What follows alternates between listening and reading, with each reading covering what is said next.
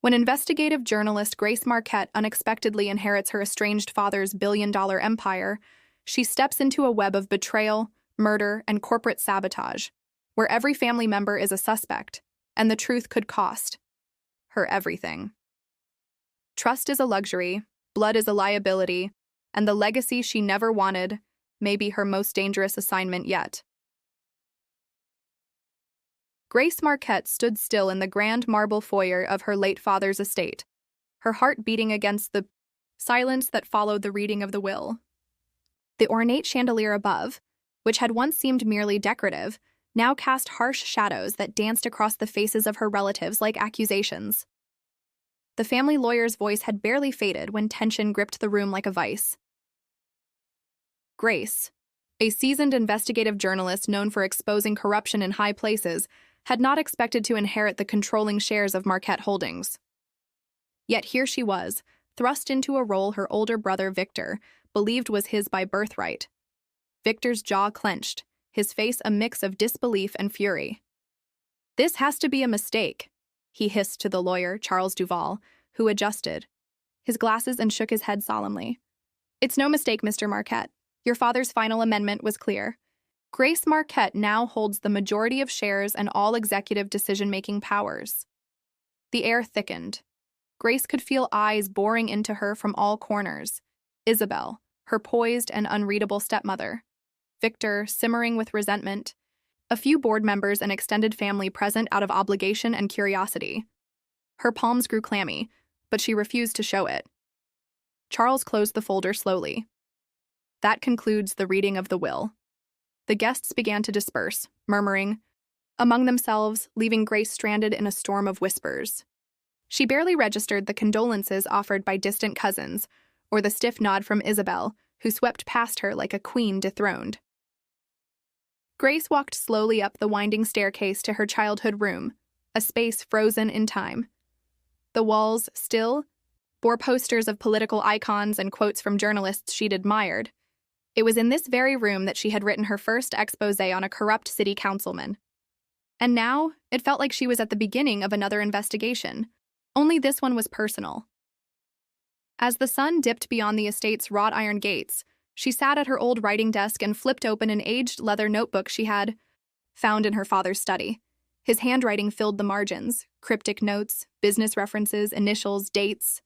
Pages upon pages of what once seemed like financial scribbles now read like breadcrumbs. She barely noticed the knock at the door. Charles Duval entered hesitantly. The lawyer looked older than he had that morning, as though the weight of the day had settled in his bones. "Grace," he said, taking a seat across from her. "Your father didn't just leave you a company. He left you a warning." Her eyes narrowed. "A warning?" Duval handed her a sealed envelope marked with the Marquette family crest. Inside were coded notes, a flash drive, and a single typed sentence. "Follow the numbers. Trust no one. Not even blood." Grace stared at the message, her heart racing. What did he know? Charles leaned forward. He believed someone inside the company, inside this family, was orchestrating a betrayal. Financial sabotage. He said only you could uncover it because everyone would underestimate you. Grace's mind swirled. Her investigative instincts kicked in like muscle memory. "You think he was murdered?" Charles hesitated. "I think..." He was silenced. The night deepened and the house seemed to hold its breath. Grace plugged in the flash drive, watching as encrypted files bloomed across her laptop screen. Dozens of spreadsheets, account transfers, offshore holdings. None of it made sense yet, but her instincts told her this was bigger than greed. A soft footstep creaked outside her room. She slammed the laptop shut and tucked the envelope under her mattress. Isabel appeared in the doorway. "You're still awake." "I'm processing," Grace replied. Isabel stepped inside. Her silk robe whispered against the hardwood.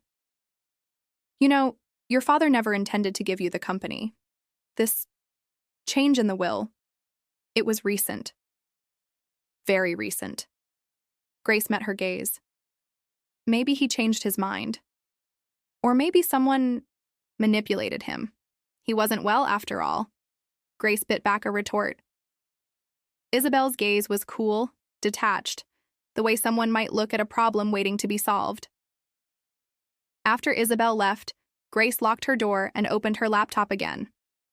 She clicked on a folder titled Project Lapis. Inside were documents tagged with names she didn't recognize, wire transfer records, and a single audio file. She hesitated, then hit play. Her father's voice crackled through the speakers. "Grace, if you're hearing this, then I've failed to stop them. Someone close is bleeding the company dry. I've hidden the real records. Start with the bank numbers in Zurich. And remember, Isabel is not who she pretends to be. Neither is Victor." Her blood ran cold. The room around her seemed to fade as Grace whispered into the darkness, "I will find the truth, no matter what it costs." The morning after the will reading arrived heavy with fog, a metaphor Grace couldn't ignore. The estate's grounds lay cloaked in gray mist, and so too was her mind, clouded with questions, each one whispering betrayal. Grace hadn't slept. The audio file haunted her. Her father's voice, filled with urgency and fear, had shifted everything. She wasn't simply a beneficiary now, she was a target. And the inheritance wasn't a gift. It was a puzzle wrapped in danger. With her laptop open and coffee going cold beside her, Grace continued digging through the files labeled Project Lapis. Dozens of accounts are tied to dummy corporations. Memos from departments she didn't even know existed within Marquette Holdings.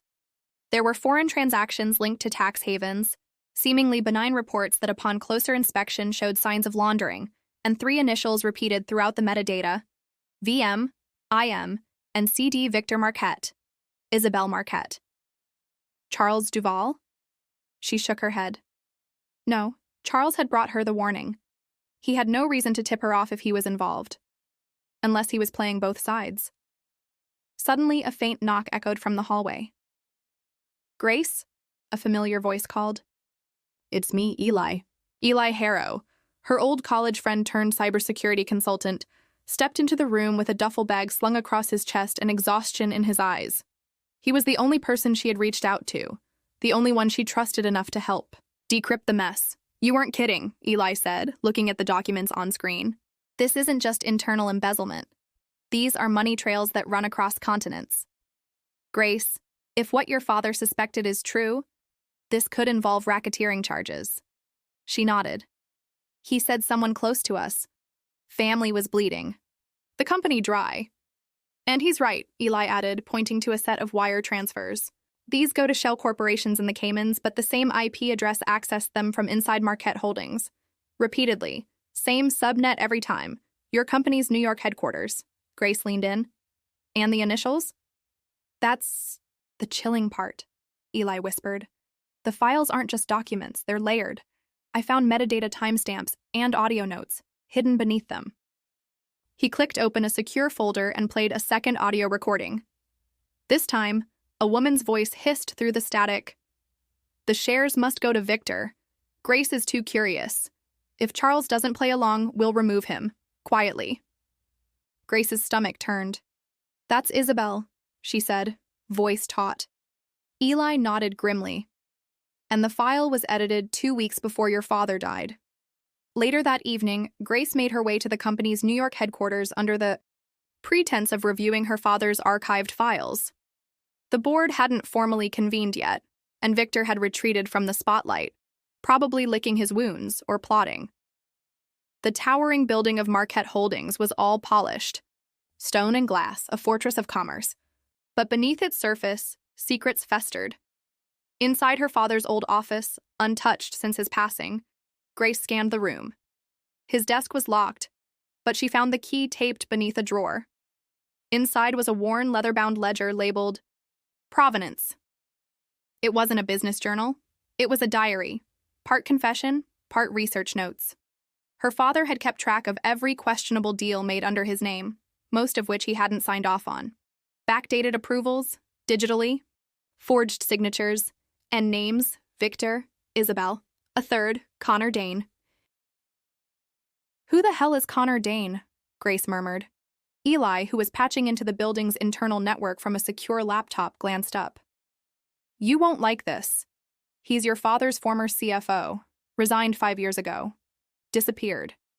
right after an SEC investigation into one of the company's side ventures. Never charged, never resurfaced.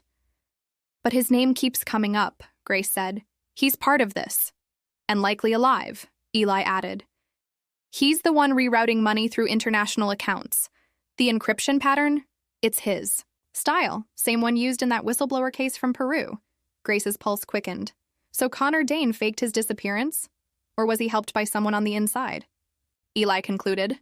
They barely had time to think before the office door creaked open.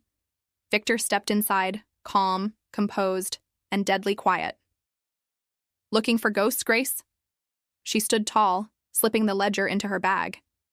Just picking up the pieces you left behind. Victor walked forward, eyeing Eli like an intruder. You think you've inherited power, Grace, but you have no idea what this company is. Or what Father was hiding. Then enlighten me, she challenged. He smiled thinly. Our father was laundering money for political campaigns overseas. He didn't want to stop, Grace. He wanted to control more. But when Isabel and I tried to stop him, tried to take the company back, he panicked, changed the will, gave it all to you to protect himself. Grace's fists clenched. That's not true. Victor stepped closer. You're just like him. Idealistic, reckless, but you're too late. This game started long before you were named his heir. Suddenly, Eli's laptop chimed. A warning. The building's network was being accessed remotely.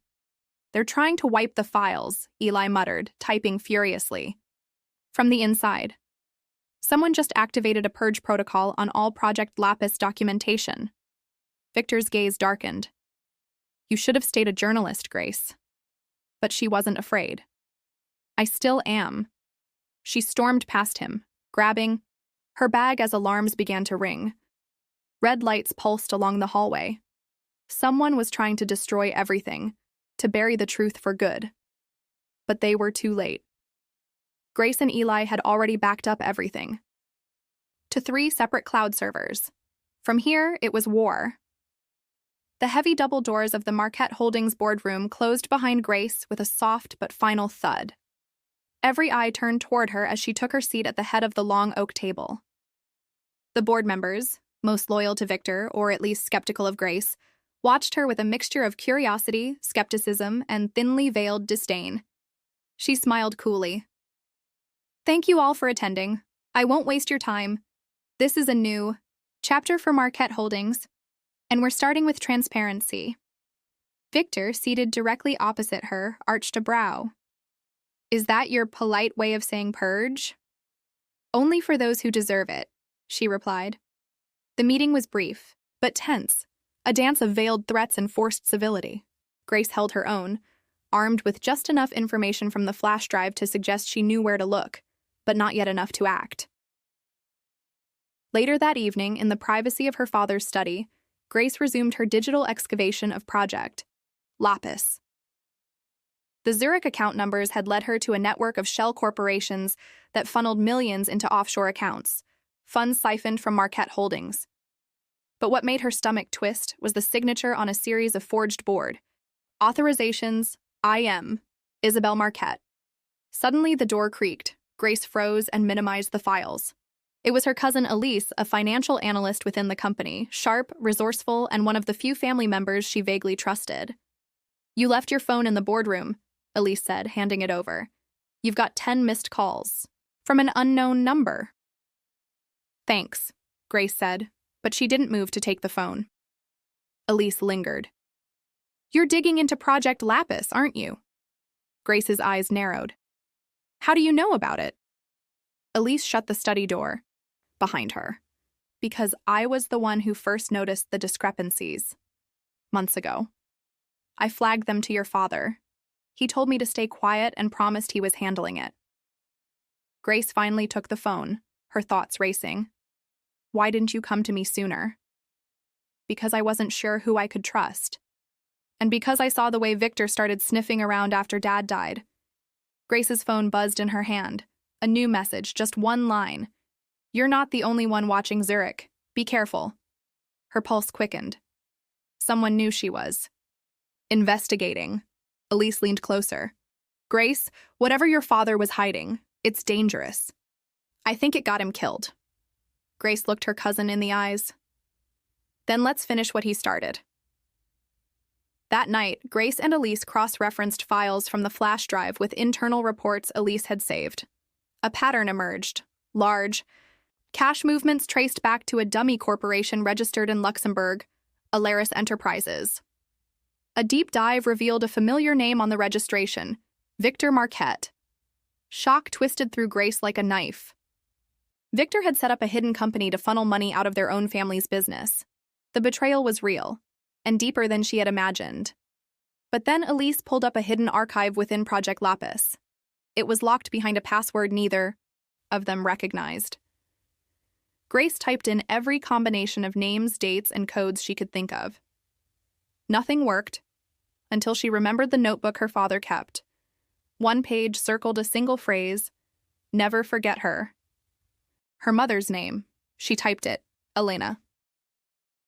The file opened. Inside was a trove of voice memos, transaction receipts, emails, and a secret memo addressed to Charles Duval, dated just 3 days before their father's death. Charles, if something happens to me, I need you to act. Isabel and Victor are collaborating to dismantle the company for their gain. They've bribed board members, altered records, and now they're erasing evidence. I've uploaded everything into Project Lapis. Grace is the only one I trust to carry this burden. Help her. She must act fast, or everything I built will be lost. Elise stood, her voice shaking. We need to go public. Grace nodded slowly. Not yet. We need more. Something undeniable. Something they can't bury. As if summoned. By their thoughts, the study lights flickered, and the house went dark. Outside, the estate grounds shimmered in the moonlight. Inside, footsteps echoed down the hallway. Not just one set, multiple. Elise whispered, "Someone's here." Grace grabbed the flash drive, stuffed it into her pocket, and locked the study door. The deception was no longer hidden. It was closing in. The study's old lock groaned under pressure. Grace held her breath as shadows passed by the crack beneath the door. Elise silently retrieved a fireplace poker while Grace pulled out her phone and sent a quick, coded message to Charles Duval. They're inside. Project Lapis is active. We need a secure meeting. They waited in silence for long. Minutes. Then, as suddenly as it had begun, the footsteps receded. The power flickered back on. Elise peered through the blinds. A dark SUV was retreating down the long driveway. Who the hell were they? She asked. Grace's voice was cold. People who want us to stop digging. The next morning, Grace arranged a secret meeting with Charles Duval at an old vineyard her father had once owned. Hidden among rows of withered vines, Charles arrived in a battered sedan, looking exhausted. "You were right," he said without preamble. "I've been watching Victor and Isabel. They're not just bleeding the company, they're laundering money through Alaris Enterprises to fund a private acquisition of Marquette Holdings. Once you're out, they plan to dismantle it, piece by piece." "They'll never get that far," Grace replied. "I hope not. But there's more. I found a ledger, the original accounting book, before Victor's digital records replaced everything. Your father had it hidden in the downtown storage unit under a false name." Grace's eyes narrowed. "We need it. That ledger could blow everything open." Charles handed her a rusted key and a printed address. "Be careful. If they're watching you, they're watching the unit too." That afternoon, Grace and Elise drove to the city under the pretense of visiting legal counsel. The storage facility was tucked between two derelict warehouses. Inside, dust and silence clung to the air. They located the unit in 4317 and unlocked it. Rows of filing cabinets and boxes greeted them, but the real prize sat beneath a tarp in the corner, a battered leather-bound ledger with the Marquette family crest embossed on the cover. Grace flipped. It opened, and there it was. Dozens of entries chronicling the illegal transfers, bribes, falsified audits, and offshore dealings. Names, dates, amounts, everything.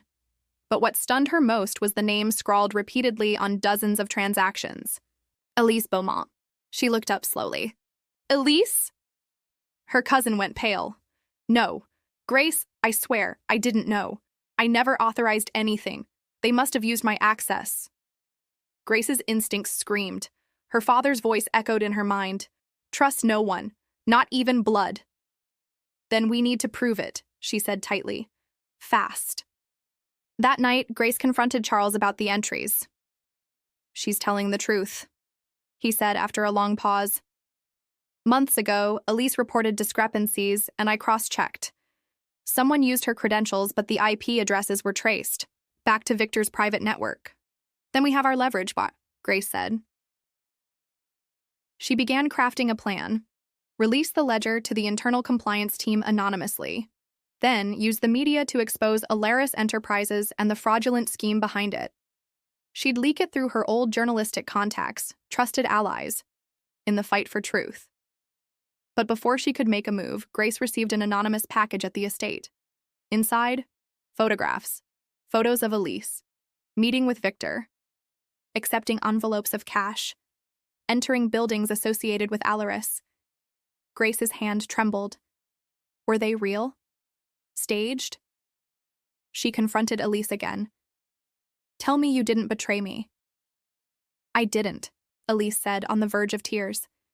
He threatened me, said if I didn't play along I'd be framed or worse. I only pretended to cooperate to buy time. Grace stared at her. Then we exposed them, together. With the help of Charles, Grace uploaded the ledger into an encrypted cloud drive. They printed key pages, mailed them to the compliance division, and scheduled a whistleblower release to the press. But before it could go live, everything changed. The cloud account was deleted, the backup drive was stolen, and Charles was found unconscious in his home, his files wiped clean. Grace stood at his hospital bedside, her fists clenched. The message was clear. They were one step ahead. But so was she, because Grace had made a third copy of the ledger and hidden it where no one would look, beneath her mother's gravestone in the estate's private cemetery. The night before she planned to leak the information again, Grace received a call from Victor. I know what you've done, he said coolly. Meet me tomorrow, one-on-one, or I release everything I have on Elise. You won't like what it includes. Grace didn't hesitate. Where? The Marquette estate. Noon. Come alone. She stared at her reflection in the mirror, her voice quiet but steely. Then let's finish this. The sun hung low behind the estate as Grace parked her car at the edge of the Marquette property. The long gravel path to the main house had never seemed so ominous. She walked slowly, clutching a leather satchel. Inside was the last surviving copy of the ledger, wrapped in plastic, dirt still clinging to its corners from where she'd buried it beneath her mother's gravestone. Victor was waiting in their father's old study, the same room where the will had once been amended, where legacies had shifted with the stroke of a pen. He stood behind the desk, arms crossed. You always did enjoy drama, he said, his voice like velvet over a blade. Graveyards, hidden ledgers, very cloak and dagger. Grace didn't smile. I came to hear your terms. What do you want? Victor gestured to the chair opposite. Him. To avoid war. She didn't sit. He continued. We can still fix this, Grace. You hand over the ledger, walk away from Marquette Holdings, and I'll ensure Elise's name stays clean. No press, no prosecution. Grace's eyes darkened. You're bluffing. Victor smirked and reached into a drawer. He pulled out a manila folder and tossed it on the desk. Photos, documents, surveillance stills of Elise in compromising situations, some that matched what Grace had seen, some even worse. Not all of this is real, but enough of it will destroy her reputation. Your call. Grace took a deep breath. You've always been good at threats, but this time you crossed a line. Victor leaned forward. This isn't about justice, Grace. It's about survival. You don't know what you're up against. Alaris isn't just a shell company, it's a shield. There are people behind me who don't care about legacy. They care about profit. They'll come after you. I don't scare that easily, she replied. Victor's face hardened. Then you're a fool. He reached for the folder, but before he could grab it, Grace opened her satchel and removed a tablet. With a swipe, she opened a secure browser and navigated to a live countdown. 10 minutes from now, she said. This file, every page of the ledger, every wire transfer, every fake subsidiary, goes live. I've sent it to 6 international journalists, 2 whistleblower watchdogs, and 1 very pissed-off IRS agent.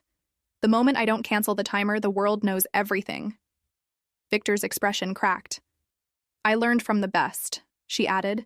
You hide files. I build fail-safes. Victor lunged, grabbing the tablet, but Grace had already stepped back. Touch me and it uploads immediately. He froze. You think this is over? He hissed. No, she said, walking toward the door. It's just starting. The fallout came fast. Within 48 hours, headlines blared across news sites. Whistleblower exposes billion-dollar fraud at Marquette Holdings. Heiress takes down corporate cabal from within. From inheritance to indictment, the Grace Marquette tapes. Victor was arrested trying to flee the country. Isabel disappeared but was later found hiding in a luxury villa in Morocco, under an alias. Alaris Enterprises collapsed as investigators uncovered its web of shell companies and fake vendors. Grace sat beside Elise in a quiet park, days after the storm passed. They'll try to spin this, Elise said. Call you a traitor to your family. Let them, Grace replied. Truth doesn't need their permission. Elise looked at her cousin. What now? Grace smiled faintly. We rebuild. The right way. Weeks later, Grace stood on the rooftop of the Marquette Holdings building, now renamed Marquette Integrity Group. She had declined the CEO title, instead assembling a new board filled with independent voices, transparency experts, and corporate ethics consultants. She wasn't chasing power anymore. She was protecting it. As the wind swept through her hair, she thought of her father's message. Trust no one, not even blood. But Grace had rewritten that creed. Trust must be earned. And sometimes justice begins with betrayal.